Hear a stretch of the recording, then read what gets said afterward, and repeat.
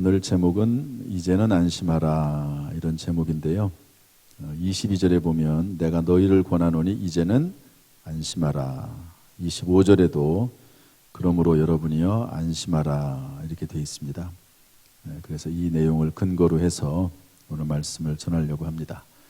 한번 따라서 할까요? 이제는 안심하라. 옆 사람을 쳐다보면서 합시다. 이제 우리 안심합시다.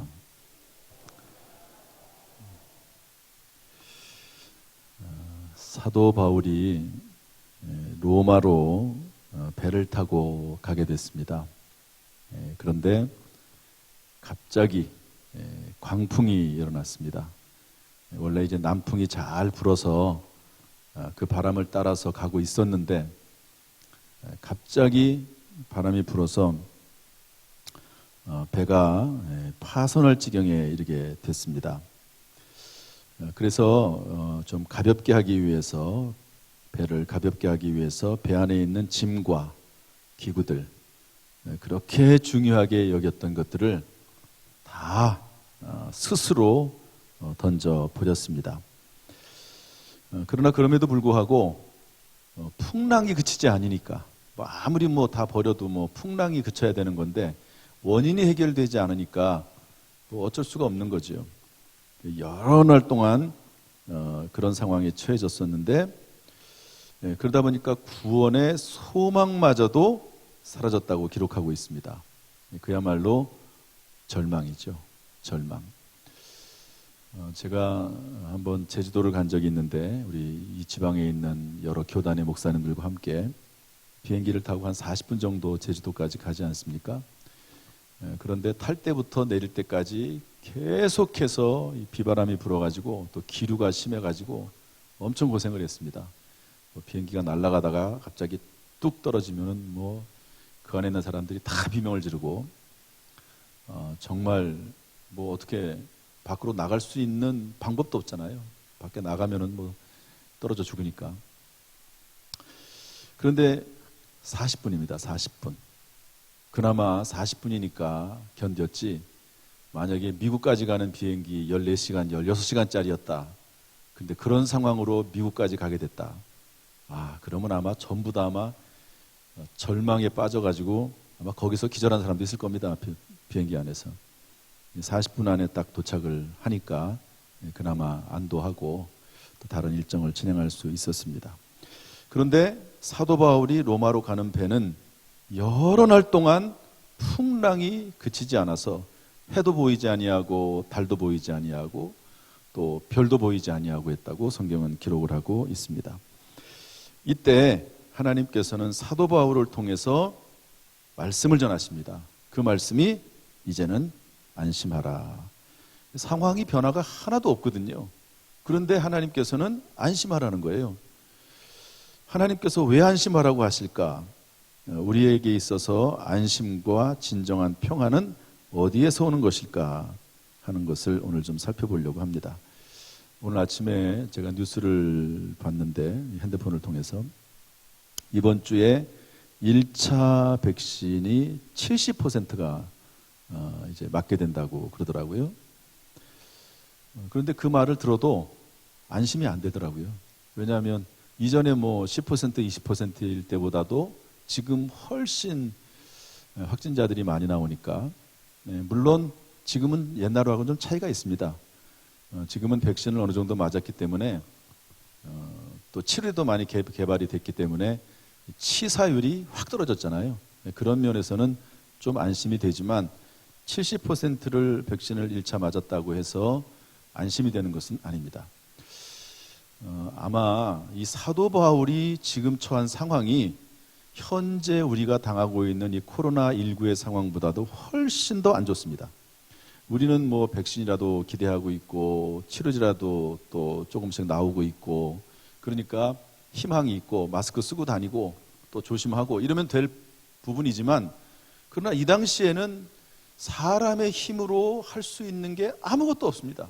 그냥 바다 위에서 마치 종이배가 이렇게 흔들리듯이 그런 상황 가운데 있고 소망이라고 하는 것은 아무것도 없는 정말 누군가 도와주지 않으면 살 수 없는 그런 상황이 지금 현재의 상황이라고 볼 수가 있습니다. 그러나 그럼에도 불구하고 하나님께서는 사도 바울을 통해서 안심하라는 거예요. 안심해라. 한번 따라합시다. 이제는 안심하라. 왜 그럴까? 첫 번째, 우리 22절부터 23절 말씀을 읽어보겠습니다. 22절, 23절 시작. 내가 너희를 권하노니 이제는 안심하라. 너희 중 아무도 생명에는 아무런 손상이 없겠고 오직 배뿐이리라. 내가 속한 바 곧 내가 섬기는 하나님의 사자가 어젯밤에 내 곁에 서서 말하되. 안심하라고 하는 그 이유는 그 근거는 뭐냐면 하나님께서 말씀하셨다는 거죠. 하나님께서 너희들이 살 것이다, 죽지 않을 것이다 라고 말씀했기 때문에 그렇습니다. 사도 바울은 광풍을 만나 절망의 상황 중에 있었지만 하나님의 말씀이 딱 주어지니까 금방 안정을 찾았다는 것이죠. 하나님의 말씀이 우리에게 참 큰 위로가 되고 평안이 되는 것을 알 수가 있습니다. 이것은 진짜입니다. 정말 그렇습니다. 제가 지금까지 한 30년 정도 목회를 하면서 많은 크고 작은 일들을 겪었습니다. 작은 일들은 근데 사실은 그냥 웬만큼 지금까지 해왔던 경험으로 처리해 나가는 경우가 많습니다.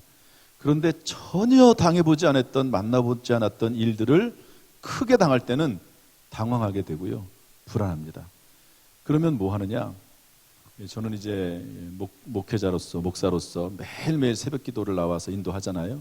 요즘은 우리 부교육자들이 좀 도와줘서, 도와준다기보다도 함께 해서 일주일에 2번 정도는 부교육자들이 하는데요. 그래도 저는 설교를 안 한다고 해서 새벽 기도를 안 나오지 않습니다. 꼭 나와서 뒤에 앉았다가 제자리 앞에 와가지고 새벽에 1시간 이상씩 기도를 하는데요.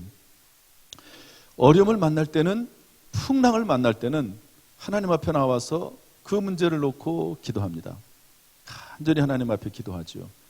그러면 하나님께서 뭘 하시냐면 말씀을 주십니다. 지금까지 제가 목회를 하면서 중간중간에 어려움을 겪기도 하면서 그때 하나님이 주셨던 말씀들이 있습니다. 그 말씀들 붙잡고 살다 보면 또 이제 새벽에 간절히 그렇게 기도하고 나서 마음의 위로와 평안을 얻고 하루를 시작을 하면은요, 또 중간중간에 또 그 생각들이나 환경들이 떠오르면 또 마음이 불안해져요. 그러면 또 그 말씀 붙잡습니다. 그 말씀 붙잡고 그러다 보면은요, 어느 순간 그 모든 상황이 다 정리가 돼가지고 해결이 되는 것을 볼 수가 있습니다. 이 말씀이 우리에게 안심을 주고 말씀이 우리를 평안하게 한다고 하는 것은 우리 그리스도인들에게서는 정말 중요한 것이고 이것이 우리의 삶의 기초요 기본이라는 것을 알 수가 있습니다. 여러분, 그러므로 어떤 문제가 있다 할 때 물론 사람들에게 찾아가서 상담도 해야 되겠죠. 그러나 가장 중요한 것은 하나님의 말씀이 우리 가운데 떨어지는 것이 중요합니다. 여러분, 하나님의 말씀으로 위로와 소망을 발견할 수 있기를 주님의 이름으로 축복합니다. 그래서 예수님께서 요한복음 15장 7절에서 이렇게 말씀했습니다. 요한복음 15장 7절 다 같이 읽어보죠. 시작. 너희가 내 안에 거하고 내 말이 너희 안에 거하면 무엇이든지 원하는 대로 구하라. 그리하면 이루리라. 그러니까 하나님의 말씀이 내 안에 거하는 겁니다. 이것은 그냥 단순히 하나님의 말씀을 읽고 지식적으로 아는 그런 의미가 아닙니다. 그 말씀이 현재 상황 속에서 하나님께서 바로 나에게 주시는, 내 심령 속에 주시는 그런 말씀이거든요. 그 말씀이 떨어져야 됩니다. 성경 66권 로고스의 이 말씀 중에서 하나님이 바로 나에게 감동을 주시는 그 레마의 말씀이 딱 들려질 때 그 말씀은 나에게 능력이요 지혜요 힘이 되는 것을 알 수 있습니다. 요셉이 형들에게 팔려서 종살이하고 옥살이 했죠. 참 그럼에도 불구하고 낙심하지 않고 성실하게 일을 했더니 가정 총무도 되고 감옥에서 총무도 됐습니다. 그런데 가정 총무로 있을 때 그 주인의 아내가 계속 유혹을 하네요. 눈짓하고 윙크하면서 동침하자고 얘기합니다. 그때 요셉이 기분이 좋았을까? 그렇지 않다고 봅니다. 불안했겠죠. 주인의 아내가 왜 자꾸 나를 저렇게 유혹을 하지? 물론 기분이 좋을 수 있는 사람도 있겠지만 요셉은 그러지 않았을 거라고 봅니다. 왜? 하나님의 사람이니까. 그러나 그런 유혹 앞에서 요셉은 절대로 흔들리질 않았습니다. 왜? 요셉에게는 하나님의 말씀이 있었기 때문에 그렇죠. 어떤 말씀인가? 창세기 39장 9절에서 알 수 있는데 한번 읽어보겠습니다. 창세기 39장 9절 시작. 이 집에는 나보다 큰 이가 없으며 주인이 아무것도 내게 금하지 아니하였어도 금한 것은 당신뿐이니 당신은 그의 아내임이라. 그런즉 내가 어찌 큰 악을 행하여 하나님께 죄를 지으리이까. 주인이 금했어요. 다 가정총무에게 맡겼지만, 자기에게 맡겼지만 저 여자만큼은 조심해라, 그렇게 얘기를 했고 손대지 말아라. 그거를 떠나서 하나님께서 금하시는 거기 때문에 안 된다, 이런 마음이 확실히 있으니까 흔들리지 않는 거죠. 흔들리지 않습니다. 이게 기준이 분명하지 않으니까 사람이 흔들리거든요. 기준이 딱 서 있으니까 흔들릴 수가 없는 것입니다. 그 안에서 마음이 안정되고 평안을 누리게 되는 것이죠. 사울 왕이 다윗을 죽이려고 쫓아다녔습니다. 얼마나 힘들었겠습니까? 그런데 한 번은 다윗이 동굴에 숨어 있는데 사울 왕이 쫓아다니다가 그 동굴 안에 들어왔어요. 왜 들어왔냐면 용변을 보려고, 큰 거, 대변을 보려고 왔습니다. 마침 거기에 다윗이 숨어 있네요. 얼마나 좋은 기회입니까? 지금 사울을 죽여버리면 해방되는 겁니다. 도망다니지 않아도 됩니다. 그런데 죽이지 않았습니다. 왜 그럴까요? 나중에 이제 죽이지 않고 이렇게 그 옷자락만 살짝 자르죠.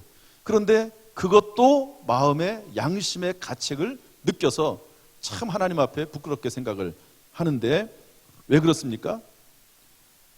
우리 시편 105편 15절 말씀을 읽어보겠습니다. 시편 105편 15절. 이런 마음이, 이런 하나님의 말씀이 이 다윗에게는 있었던 것이죠. 읽어보겠습니다. 시작.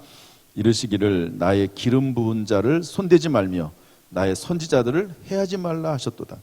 당시에 기름 부은 자가 누구냐면 왕과 제사장과 선지자입니다. 그러니까 왕이니까. 사울 왕이 까닭 없이 자기를 죽이려고 하지만 여러분, 사울 왕도 사무엘이 기름 부어서 왕으로 세웠거든요.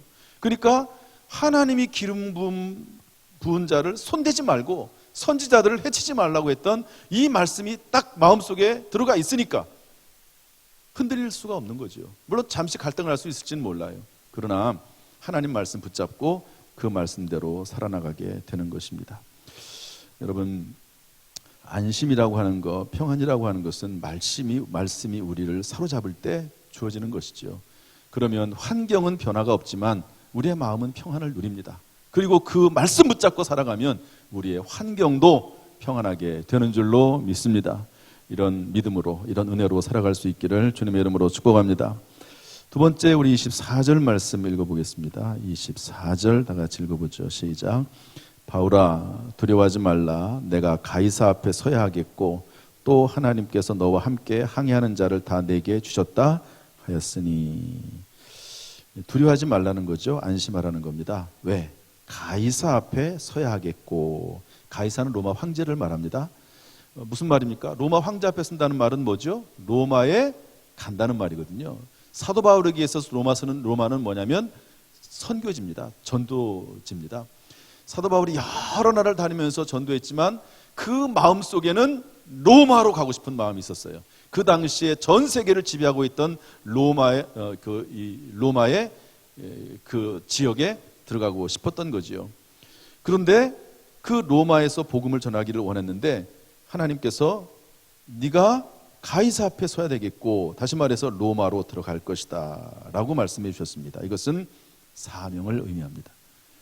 사명 안에서 하나님은 사람을 지켜주시고 살려주시고, 그리고 심지어는 그 사명 가운데 함께 거하는 사람들까지. 여러분, 배 안에 있는 사람들은 뭐 하나님께서 특별히 신경 쓰지 않아도 될 사람들일 수 있잖아요. 그러나 사명자인 사도 바울을 살려주기 위해서 결국에는 그 안에 있는 사람들까지도 하나님께서 살려주시는 것이죠. 따라서 누구와 함께 하느냐가 참 중요합니다. 누구 함께 하느냐가 참 중요하죠. 제가 요즘 우리 아이들 때문에 참 기도를 많이 하는데요. 이 학생 때는 이 대학 들어가는 게 참 정말 기도 제목이더라고요. 그다음 대학을 들어갔더니 취직이 참 기도 제목이더라고요. 취직을 했더니 결혼이 참 중요하더라고요. 정말 결혼은 근데 제일 중요하더라고요. 여러분, 대학은 떨어져도 다음에 또 시험 치면 되고요. 합격해도 또 다른 대학 들어가면 됩니다. 취직도 마찬가지거든요. 또 다른 데 직장 들어가도 되고 또 언제든지 또 그만둘 수도 있습니다. 그런데 결혼은 그게 쉽질 않아요. 한번 결혼하면 참 물론 이제 뭐 갈아치울 수도 있겠죠. 뭐 성경에 보니까 6명씩이나 뭐 남편을 둔 사람도 있으니까. 그런데 그게 그렇게 쉬운 게 아니잖아요. 결과 나타나는 여러 가지 문제들, 또 자녀까지 있고 뭐 이러면 정말 이렇게 복잡해지고 그 인생이 남은 인생 자체가 어려워지는 그런 거기 때문에 참 이 결혼이 정말 중요하기 때문에 기도를 많이 하게 됩니다. 그러면서 이제 우리 아이들 기도하면서 우리 교회 청년들 직장 또 대학 또 결혼 위해서 겸하여서 제가 기도를 하거든요. 직장이나 또 대학이나 이것보다도 더 중요한 것은 결혼인데 그 이유가 뭐냐면 사람에 있거든요. 사람. 누구를 만나느냐. 그래서 사람 만나는 게 참 중요합니다. 우리 주변에 어떤 사람이 있느냐. 내가 신앙생활을 하든지 직장생활을 하든 무엇을 하든지 간에 어떤 사람을 만나느냐가 정말 중요하거든요. 사람 자체가 중요합니다. 제가 보니까 사람 자체가 중요해요. 그 사람이 가지고 있는 환경이나 조건보다도 더 중요한 것은 그 사람의 성품이고 그 사람의 신앙이고 그 사람의 자라오면서 가져왔던 어떤 그 사람의 그 여러 가지 그 마음에 심겨진 그런 것들이 있잖아요.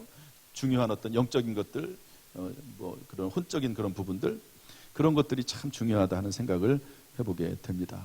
그래서 조금 곁으로 나갔지만 여러분 주변에 사람들, 그냥 인사만 하고 지나가야 될 사람들도 있고, 그러나 함께 정말 영적으로 사게 될 사람들이 있고, 어떤 사람들은 관계를 끊어버려야 될 사람도 있습니다. 여러분들이 그런 것들을 잘 분별할 수 있는 지혜와 능력이 있기를 주님의 이름으로 축복합니다. 어쨌든 사명 안에서 평안을 누리게 되는 것이죠. 여러분, 요나라고 하는 선지자가 하나님의 사명을 버리고 니느웨가 사명지인데 거기를 떠나서 다시스로 도망갔습니다.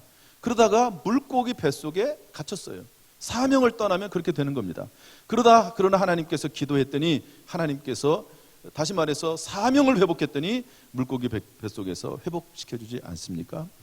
여러분, 사명을 회복해야지만 인생이 회복이 되는 것입니다. 어떤 분이 설교하면서 요나라고 하는 이 이름을 거꾸로 했더니, 요나를 거꾸로 하면 뭐가 되죠? 나요가 되잖아요. 나요. 우리가 사명을 잘못하면, 사명에서 벗어나면 요나처럼 되는 거예요. 바꿔야 됩니다. 돌아와야 됩니다. 다시 여러분 돌아와서 사명의 사람으로, 물론 세상에서 직업도 있지만 하나님이 주신 사명, 은사에 순종해서 따를 수 있기를 주님의 이름으로 축복합니다. 베드로도 마찬가지입니다. 예수님을 3번씩이나 부인을 했지요. 저주까지 했습니다. 그런데 예수님께서 부활하신 다음에 베드로에게 오셔가지고 3번 물어보세요. 네가 나 사랑하니? 대답을 하죠. 근데 3번째 또 물어보세요. 그러니까 예수님을 3번 부인했던 걸 생각이 나서 대답을 제대로 못합니다. 그러면서 예수님, 제가 그럼에도 불구하고 주님 사랑하는 것 아시지 않습니까? 그랬더니 예수님께서 아무런 꾸준도 하지 않으세요. 그러면서 사명을 주십니다. 내 양을 먹이라. 그러니까 사명 안에서 실수와 허물도 용납하시는 겁니다. 사명으로 돌아오면 하나님께서 때때로 실수도 있고 허물도 있지만 하나님께서 풀어주시고 용납하시는 것을 알 수가 있습니다. 그러므로 여러분, 사명으로 돌아올 수 있기를, 또 사명 안에서 평안을 누리시기를 주님의 이름으로 축복합니다. 나이팅게일이라고 하는 간호사가 있습니다. 부유한 가정에서 출생을 했고 또 그러다 보니까 문화적 혜택과 교육을 다 누렸습니다. 그러나 이분이 어떤 이유인지는 모르겠지만 결혼을 거부하고 결혼 나는 못하겠다. 그리고 우울증에 걸렸습니다. 그의 일기장 31세 때 쓴 일기에 보니까 살아갈 의욕이 없다. 죽고 싶다. 이렇게 썼다고 그래요. 그러던 중에 그 나라에 전쟁이 일어났습니다. 피 흘리며 쓰러져가는 병사들을 보면서 이분이 간호학을 공부를 했어요. 그리고 전쟁터로 나갔습니다. 그러면서 수많은 사람들을, 죽어져가는 사람들을 치료해 줬습니다. 병사들이 이 나이팅게일이 지나가면 마치 예수님을 보는 것처럼 생각을 했다고 합니다. 전쟁이 끝났어요. 그리고 이분이 간호학을 계속 발전시켰습니다. 간호학의 기초를, 현대 간호학의 기초를 이뤘다고 하고, 그리고 이 분의 간호 사역 일을 통해서 그 이후로부터 각 병원마다 간호사를 두는 계기가 됐다고 합니다. 지금은 뭐 병원마다 간호사들이 다 있지만 그 당시에는 그러지도 않았던 것 같아요. 그런데 병원마다 이제 간호사를 두게 되는 중요한 계기가 됐죠. 많은 사람들이 이 나이팅게일을 존경하게 됐다 하는 것입니다. 왜 그렇습니까? 우울증에 빠져서 인생을 포기할 수밖에 없는 상황이었지만 사명을 발견했기 때문에 이분은 인생의 가치를 깨닫게 되고 보람을 느끼게 되고, 그리고 비로소 사람다운 삶을 살게 된 것입니다. 여러분, 사명 안에서 평안이 있는 것이지, 여러분 맨날 놀고 먹고만 있으면 그게 평안할 것 같습니까? 여러분 좋다고 생각이 되십니까? 그렇지 않죠. 오히려 못 삽니다. 여러분, 사명 안에서, 세상적인 어떤 사명이 됐든 또 교회 사명이 됐든 사명 안에서 평안을 누리시기를 주님의 이름으로 축복합니다. 우리 25절 말씀 세 번째로 읽어보겠습니다. 25절 시작. 그러므로 여러분이여 안심하라. 나는 내게 말씀하신 그대로 되리라고 하나님을 믿노라. 저를 따라서 하시죠. 말씀하신 그대로 되리라. 말씀하신 그대로 되리라. 하나님의 말씀이 떨어져도 그 말씀대로 될 거라고 하는 믿음이 없으면 소용이 없어요. 비가 막 쏟아집니다. 막 하늘에서. 그런데 그 비를 받고 싶을 때 항아리를 갖다 놔야 되는 거지. 그것을 받아들이지 않으면 아무런 소용이 없는 겁니다.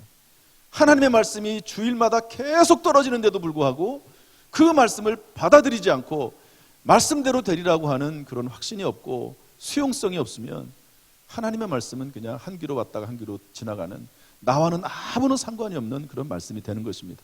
물론 그럼에도 불구하고 콩나물 얘기 많이 하잖아요. 그럼에도 불구하고 와서 앉아 있다 보면 그 말씀이 어느 곳에, 어느 몸에, 어느 세포에 들어가 있는 것은 맞습니다. 그러나 결정적인 계기에 그 말씀하신 대로 되리라 하는 믿음이 있어야 되는 것이죠. 그래서 우리 히브리서 11장 1절 2절 말씀 읽어보겠습니다. 히브리서 11장 1절 2절 시작. 믿음은 바라는 것들의 실상이요 보이지 않는 것들의 증거니 선진들이 이로써 증거를 얻었느니라. 이 증거라고 하는 말은 법적인 용어입니다. 믿음이 증거라는 거예요. 여러분 경찰서에 가보셨습니까? 검사를 만나보셨습니까? 판사 앞에 서보셨습니까? 두렵죠. 두렵잖아요. 그런데 어떤 문제가 임한다 할지라도 증거가 있으면 안심이 됩니다. 확실한 증거가 있어요. 그 증거가 있으면 아무리 말을 잘하고 변호사가 말을 잘하고 그래서 소용없습니다. 증거가 딱 있으면 그때는 안심이 되는 거거든요. 증거. 그런데 성경에 뭐가 증거냐? 믿음이 증거라는 거예요. 믿음이. 좀 어렵죠? 믿음이 증거랍니다. 조금 더 풀어보겠습니다.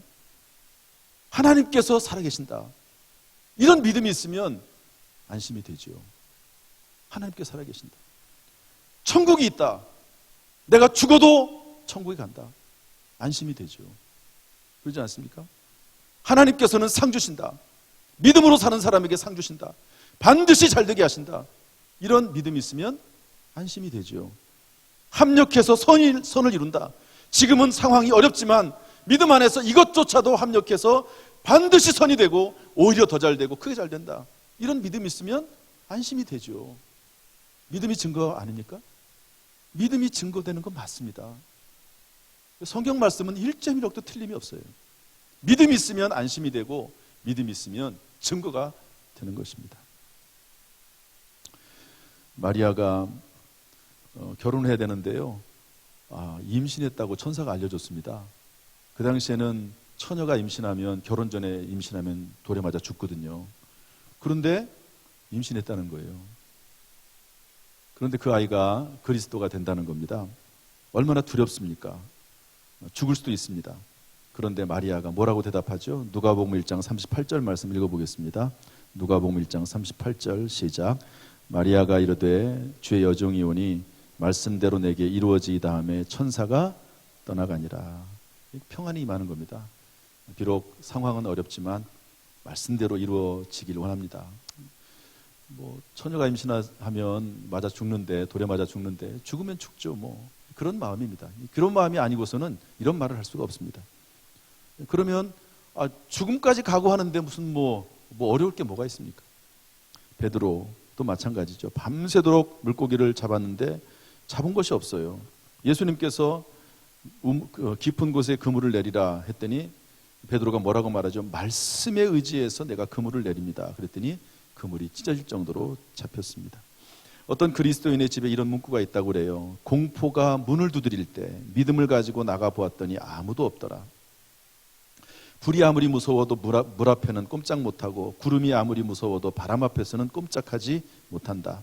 공포, 불안, 두려움이 우리를 엄습해도 하나님이 주시는 믿음이 있으면, 하나님이 말씀을 주실 때 그 말씀에 대한 믿음이 있을 때 그 믿음으로 충만하면 아무것도 아니다. 이렇게 글을 써놓은 글을 본 적이 있습니다. 여러분, 믿음 안에서 평안을 누리시고 승리하기를 주님의 이름으로 축복합니다. 마지막으로 26절 말씀 읽겠습니다. 26절 시작. 그런즉 우리가 반드시 한 섬에 걸리리라 하더라. 쭉 이제 다 얘기를 해놓고 안심해라 그렇게 얘기해놓고 이제 우리가 한 섬에 걸릴 것이라고 얘기해 주지요. 이것은 뭐냐면 하나님의 구체적인 인도하심을 말합니다. 우리의 믿음은 허황된 망상이 아닙니다. 하나님은 말씀하시고 우리가 그 말씀을 믿을 때 하나님은 구체적으로 우리를 인도하십니다. 따라합시다. 하나님은 구체적으로 우리를 인도하신다. 그 구체적인 인도하심 안에 우리는 안심할 수 있고요.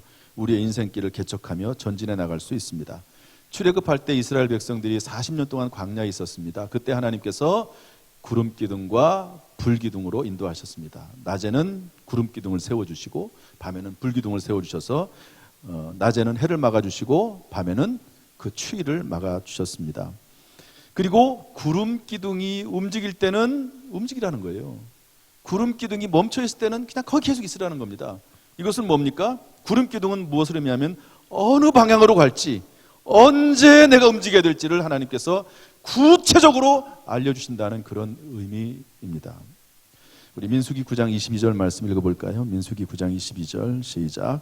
이틀이든지 한 달이든지 1년이든지 구름이 성막 위에 머물러 있을 동안에는 이스라엘 자손이 진영에 머물고 행진하지 아니하다가 떠오르면 행진하였으니. 떠오르면 행진하니. 구름이 멈춰있으면 멈춰있고 이게 구체적이지 않습니까? 구름이 움직이면 따라 움직이는 거예요. 멈추면 멈추는 겁니다. 우리의 신앙생활이 이렇게 구체적인 것이지 그냥 뜬구름 잡는 것처럼 허황된 것이 아니다 하는 것입니다. 엘리야가 이 나라 이스라엘에 3년 6개월 동안 비가 오지 않았을 때 기도했더니요, 비의 소리가 들렸습니다. 비가 실제로 오는 게 아니고 비가 오는 소리를 기도 중에 들었습니다. 그리고 나서 왕에게 말하기를 왕이여 곧 비가 올 겁니다. 준비하십시오. 이렇게 한 다음에 기도했습니다. 언제까지 기도했느냐? 구체적인 어떤 하나님의 인도하심이 있을 때까지 기도하고 그리고 나서 왕에게 이제 비가 곧 옵니다. 그러니까 빨리 출발하십시오. 이렇게 얘기했거든요. 한번 봅시다. 열왕기상 18장 44절입니다. 열왕기상 18장 44절 시작. 7번째 이르러서는 그가 말하되 바다에서 사람의 손만한 작은 구름이 일어나나이다. 이르되 올라가 아합에게 말하기를 비에 막히지 아니하도록 마차를 갖추고 내려가소서 하라 하니라. 비가 오는 소리는 기도 중에 들었습니다. 그러나 7번 기도합니다. 7번. 계속 기도했다는 말이거든요. 7번이라는 말은 어떤 사인이 있을 때까지, 응답이 있을 때까지, 구체적으로 뭐가 보일 때까지 기도하는 것을 말합니다. 그렇게 뭐죠? 사람의 손바닥만한 구름이 저기서부터 보이는 거예요. 그게 뭡니까? 비가 온다는 사인이잖아요. 그걸 보고 이제 비가 오는구나. 그러니까 왕에게 곧바로 비가 오니까 빨리 가십시오. 이게 아닙니다. 왕에게 미리 얘기는 했지만 7번까지 기도하면서 구체적으로 하나님께서 인도하시는 것을 보고 그리고 왕에게 이제 내려가시라고 말씀하는 거거든요. 그래서 항상, 물론 이제 항상 그런 건 아닙니다. 그러나 하나님께서 어떤 일을 행하실 때 어떤 사인을 보여주세요. 우리가 못 봐서 그렇지 사인을 보여주십니다. 그렇게 인도해 나가십니다. 어떤 글에 보니까 목사가 되지 않은 이유라고 하는 그런 글이 있더라고요. 제가 이야기를 하는 이유는 목사가 될 필요가 없다는 게 아니라 고유한 사명이 각자에게 있다는 것을, 또 깨달음이 있다는 것을, 또 구체적으로 인도하신다는 것을 말씀드리는 겁니다. 어떤 청년이 목사의 꿈이 있었는데요. 그래서 교회에서 간사로 근무를 하게 됐습니다. 열심히. 이제 목사의 꿈이 있으니까 열심히 일을 했겠죠. 9개월 동안 일을 했습니다. 9개월 동안 일을 하는 중에 한 번은 주유소에 가게 됐는데 주유소 직원에게 전도하고 싶은 마음이 들어서 전도를 했습니다. 전도를 하는 중간에 갑자기 이런 깨달음이 번뜩하고 들었어요. 지난 한 주간 동안 불신자를 만난 것은 내가 주유소 직원이 한 명뿐이구나. 저도 마찬가지거든요. 목회자들은 주로 성도들을 대상으로 하지 주변 사람들을, 불신자들을 만날 기회가 거의 없습니다. 그런데 교회에서 일을 하다 보니까 9개월 동안 일을 했는데, 물론 이제 사람들을 만나긴 했는데 깨달음이 없었죠. 그런데 지난주가 한 주간 동안 주유소 직원에게 전도하다 보니까 한 주간 동안 딱 한 명 만난 거예요. 불신자라고 하는 것은. 그래서 이분이 생각하기를, 내가 목사의 일을 하면 불신자들을 못 만나게 될 확률이 높다. 그리고 전도하지 못할 것이다. 내가 전도를 위해서라면 세상 직업을 택하고 전도자의 사명을 감당하겠다. 그래서 이분이 목사 되는 것을 그만두고 연구원이 됐습니다. 그래서 연구원이 돼가지고 전도하는 일에, 물론 연구하니까 연구도 열심히 해야 되겠지만 또 전도하는 일에 힘을 썼다 하는 겁니다. 물론 그 반대일 수도 있죠. 일반 어떤 세상적인 일을 하다가 목사나 선교사가 되는 경우도 있습니다. 중요한 것은 뭐냐면, 제가 말씀드리려고 하는 것은 뭐냐면, 하나님께서 어떤 계기를 통해서 구체적으로 우리 믿는 사람들의 길을 인도하신다는 거예요. 허황되게 막 그냥 구름 잡는 식으로 되어지는 것이 아니다. 하나님의 말씀을 믿고, 하나님의 말씀이 떨어지고, 그 말씀이 떨어졌을 때 그 말씀을 믿고 하나님 앞에 기도하다 보면 순간순간마다 하나님께서 내가 어떤 징검다리를 건너가야 될지, 어떤 단계에서 어떤 돌을 밟아야 될지 하나님께서 알려주신다 하는 것을 알려주고 있는 말씀입니다. 그러므로 여러분, 하나님의 구체적인 인도하심 안에서 평안을 누리시고 마음의 안정감을 갖고 결국에는 승리하시기를 주님의 이름으로 축복합니다. 21절 말씀 마지막으로 읽고 마치겠습니다. 21절입니다. 시작.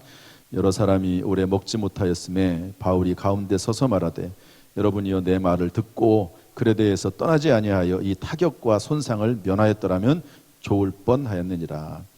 여러분, 가장 좋은 것은 처음부터 변함없이 죽음의 순간까지 하나님과 동행하며 사는 것이 가장 중요하지요. 물론 다 실수가 있고 실패가 있고 허물이 있습니다. 저도 마찬가지입니다. 지금까지 생각해 보면, 내가 왜 그때 그런 일을 했는가, 정말 생각만 해도 부끄러운 일들이 있거든요. 실수가 있거나 실패가 있는 것은 우리가 인정합시다. 그런데 그럼에도 불구하고 가장 좋은 것은 뭐냐, 처음부터 변함없이 죽음의 순간까지 하나님과 동행하며 사는 것이 중요합니다. 왜냐하면 사도 바울이 이 그레데라고 하는 곳에서 출발할 때 출발하지 말라고 그랬거든요. 그랬더니 이 율리오라고 하는 그 백부장이 사도 바울을 데리고 가고, 그리고 100명의 군인들을 지도하는, 어떻게 보면 실질적인 그 배의 리더입니다. 그가 사도 바울의 말을 듣지 아니하고 선장과 선지의 말을 들었습니다. 당연할 수도 있죠. 선장과 선지자는 전문가니까. 그러나 사도 바울의 말을 듣지 않아서, 다시 말해서 하나님의 말씀을 듣지 않아서 결국에는 이런 어려움을 당하게 되는 것이거든요. 전문가의 말을 우리가 들어야 됩니다. 그러나 전문가의 말을 초월하는 것이 또 하나님의 말씀이거든요. 그러지 않습니까? 그러니까 우리가 전문가의 말도 경청하지만 하나님의 말씀, 최종적인 것은 하나님의 말씀 안에서 결정을 내려야 되는 것입니다. 사랑하는 성도 여러분, 하나님이 우리에게 안심과 평안을 주시는 줄로 믿습니다. 주님의 은혜로 주님이 지금 우리에게 그런 마음과 그런 모든 지혜 능력을 주셔서 평안과 안심의 마음이 이 시간에 임하기를 주 예수 그리스도의 이름으로 축원합니다.